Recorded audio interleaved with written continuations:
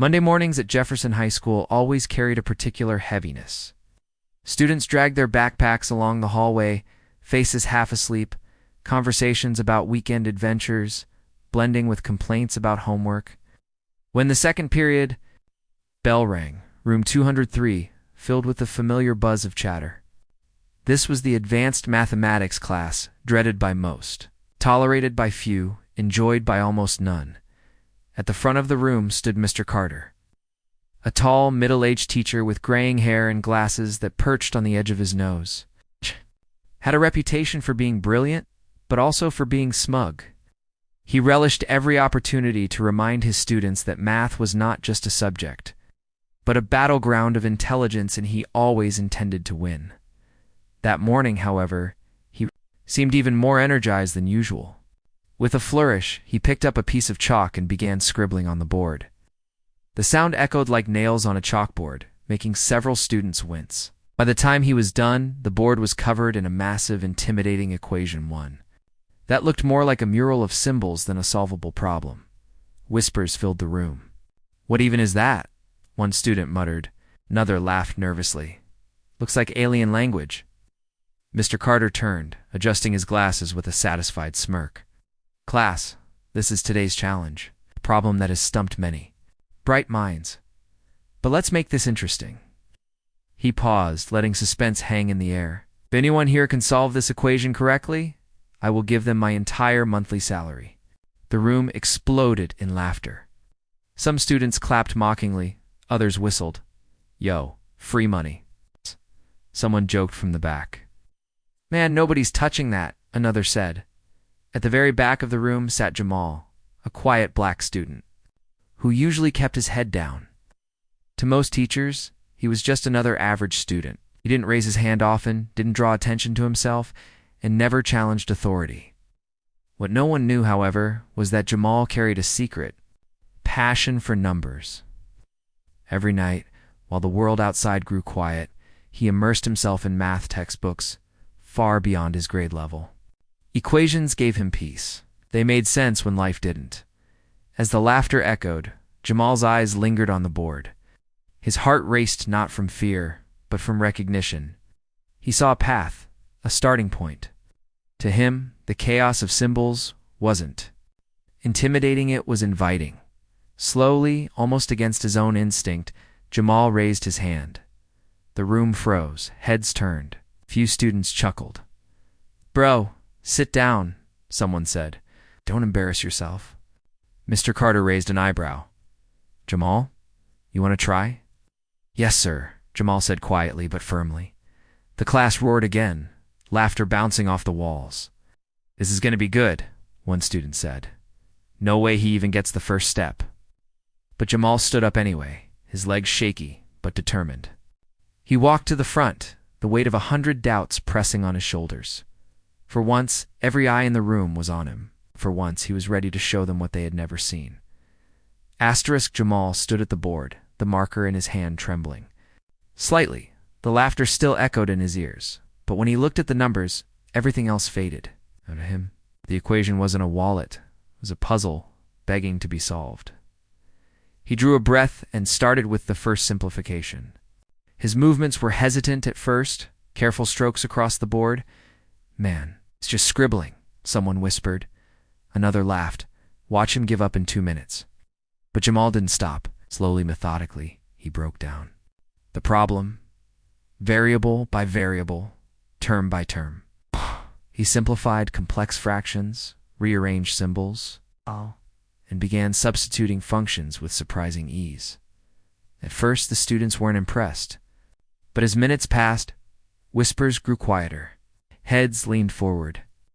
Even those who mocked him earlier now stared, brows furrowed. Jamal's steps weren't random. They followed logic, precision, and most importantly, confidence. Mr. Carter's arms were still crossed, his smirk lingering but behind his glasses. His eyes narrowed with curiosity. Jamal, lost in the work, felt his confidence build.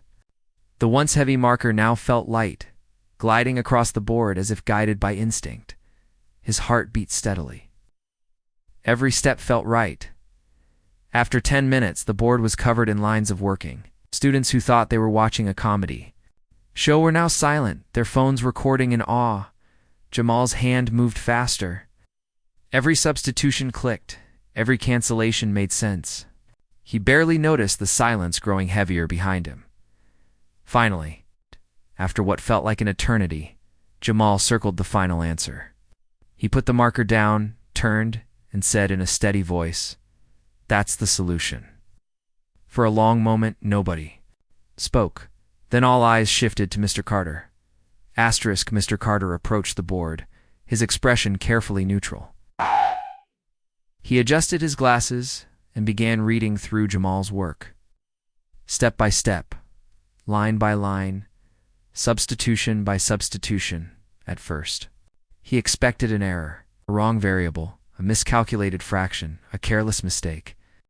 But as he moved down the board, his smugness began to slip. The work was flawless.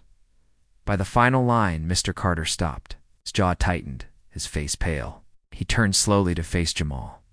This is correct," he said softly. The class exploded. Cheers, gasps. Clapping students couldn't believe what they'd witnessed. Some jumped from their seats, shouting in excitement. Phones were raised higher, capturing every moment. Jamal stood still, his heart pounding but his face calm. For the first time in years, he wasn't invisible. It wasn't just Jamal. He was the boy who had done the impossible. Mr. Carter cleared his throat, trying to mask his embarrassment.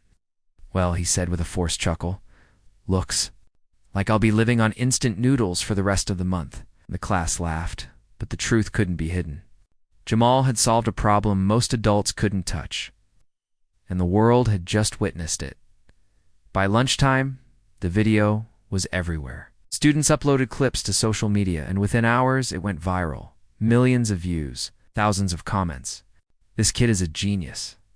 Give him a scholarship already. Where is this boy from? Someone needs to mentor him." Jamal's life was no longer the same. Within days, news crews appeared outside Jefferson High. Cameras followed Jamal. In the hallway, reporters asked questions. Teachers watched with pride and disbelief. Classmates who once mocked him now treated him like a star. TV stations ran stories. High school students solves equation that stumped teachers.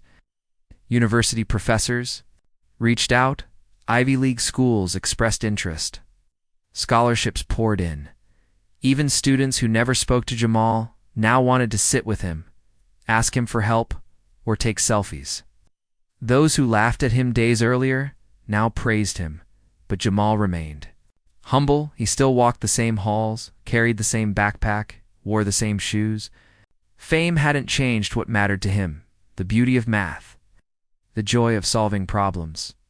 Mr. Carter, though embarrassed, found himself strangely proud. He had underestimated his student not because of ability, but because of quietness and assumptions. Jamal had proven him wrong, and in doing so, it taught him the greatest lesson of his career. Months later, Jamal stood on a stage at a university auditorium, invited to speak about his journey. The crowd was filled with students, professors, and even reporters. He adjusted the microphone and began. "People will doubt you," he said. "They'll laugh at you. They'll tell you you're not capable because of where you come from, how you look, or how quiet you are. But numbers don't lie. Hard work doesn't lie. If you keep pushing, the world will eventually have no choice but to see you." The audience rose to their feet, clapping, cheering, inspired. Back at Jefferson High, the board where Jamal had written the solution was framed by Mr. Carter himself. Beneath it, in bold letters, he had written, "Never underestimate anyone," and Jamal. He was no longer the quiet boy in the back. He had become living proof that brilliance often whispers until the world is finally ready to listen.